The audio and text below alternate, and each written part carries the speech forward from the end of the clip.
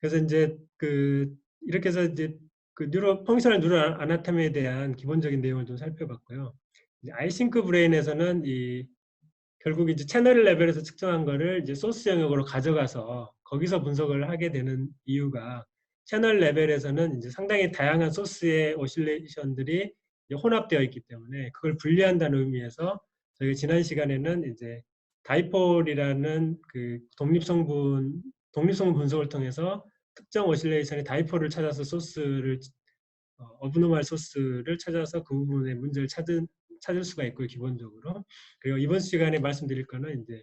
인버스 프로블럼이라는 프로블럼을 통해서 소스를 정확하게 계산하는데, 이제 인버스 프로블럼이라는 것은 이제 이런 식으로 이제 어떤 정기적인 소스가 있다고 할 때 이 소스가 이 표면 우리가 측정하는 스컬프 표면에서 어떻게 전압이 형성되느냐를 계산하는 게 이제 포워드 프로블럼인데, 저희 같은 경우는 이제 스컬프 레벨에서 측정한 늪파가 이제 코텍스 레벨에서 어떤 위치에서 발생하는 거냐를 이제 풀어야 됩니다. 그래서 그것을 풀기 위해서는 이제 인버스 프로블럼 풀어야 되고, 그 푸는 데 있어서 굉장히 중요한 거는 이제 우리 스컬의 구조, 뭐 템포럴 같은 경우 굉장히 복잡하고요. 그리고 이제 그 안에 이제 인설라도 들어있고 상당히 구조가 복잡하고, 전두엽도 이제 아래쪽 전두엽도 굉장히 복잡하고, 미디얼 사이드로 가면 싱귤레이트나 림빅 시스템 상당히 복잡하고, 이런 복잡한 헤드 모델과 이런 콘텍스들의 기하학적인 구조가 이 인버스 프로블럼에서 이제 되게 중요하게 됩니다. 그래서 이제 인버스 프로블럼 푸는 방식이 이제 측정한 뇌파가 우리가 이제 19채널에서 측정하면 19개의 오실레이션이 있는데, 인버스 프로블럼 풀게 되면 이제 그 소스 각 위치에서의 오실레이션으로 데이터가 바뀌게 되는데요. 대개는 이제 몇 개의 소스가 있는지를 개수를 알고 시작하는 게 이제 파라메트릭한 방법이라고 보면 되고, 그런 이제 소스의 개수에 상관없이 소스를 에스티메이션 하는 방법들이 난 파라메트릭인데, 상당히 많은 방법들이 있고, 그 중에서 사실 가장 이제 실제 아나토미컬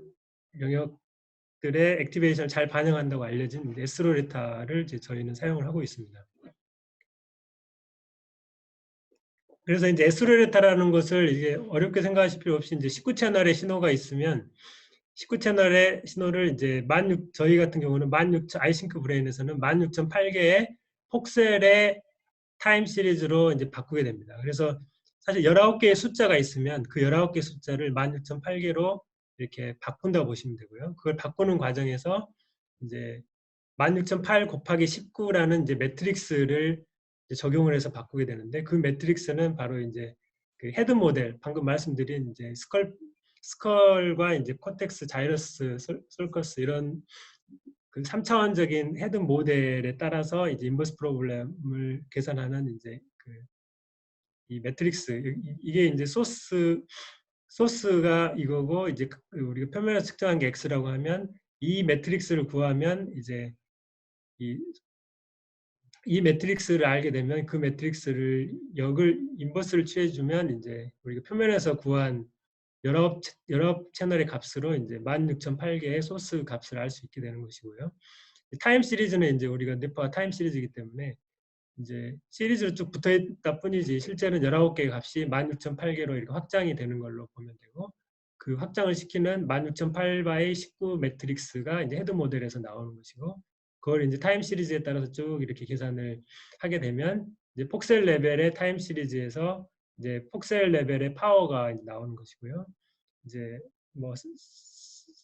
채널 레벨에서도 보시면 타임 시리즈는 데이터 굉장히 많은데 파워는 결국 이제 몇 개의 데이터로 압축이 되게 됩니다.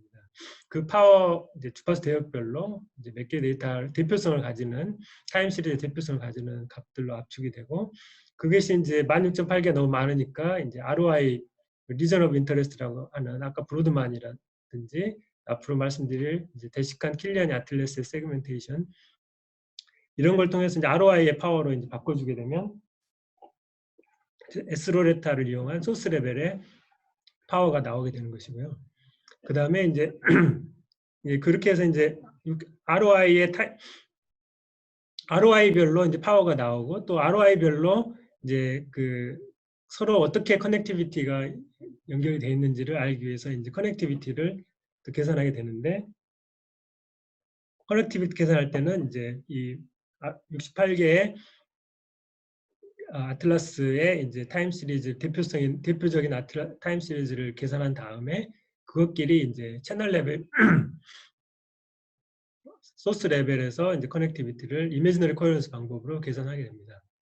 그래서 이제 예컨대 이제 채널 레벨에서는 19개의 값이 있다면 그 19개 값이 16,008개로 돼서 이렇게 이제 3차원으로 이렇게 매핑이 되는 것이고요. 그리고 이제 커넥티비티 같은 경우도 이 양쪽 좌우에 68개의 이제 34개, 34개의 그 대식간 킬리언 아틀라스의 그 영역들의 오실레이션에서 주요 ROI들 사이에 어떤 커넥티비티가 이렇게 문제가 되고 있는지 2차원 혹은 3차원으로 이제 보여주게 됩니다. 그리고 그래서 이제 여기서 저희가 지금 쓰고 있는 아이싱크 브레인에서 쓰고 있는 이제 대식간 킬리안이 아틀라스라는 것은 이제 프리서퍼라는 이제 그 자이러스 이제 브로드만 에어리어가 주로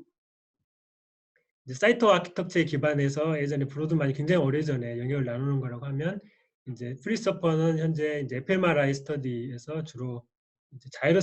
자이럴 베이스로 이제 ROI를 나눠서 오토매틱 라벨링을 하는 데 있어서 이제 이 대식간 킬리안 아틀라스라는 걸 쓰고 있습니다. 그래서 이제 휴먼 커넥텀이라든지 뭐 에드니 같은 이런 큰 프로젝트들이 다 이제 프리서퍼를 이용해서 자이럴 베이스로 ROI를 만들고 있는데요. 저희도 거기에 따라서 이제 브로드만 정보도 제공하지만 이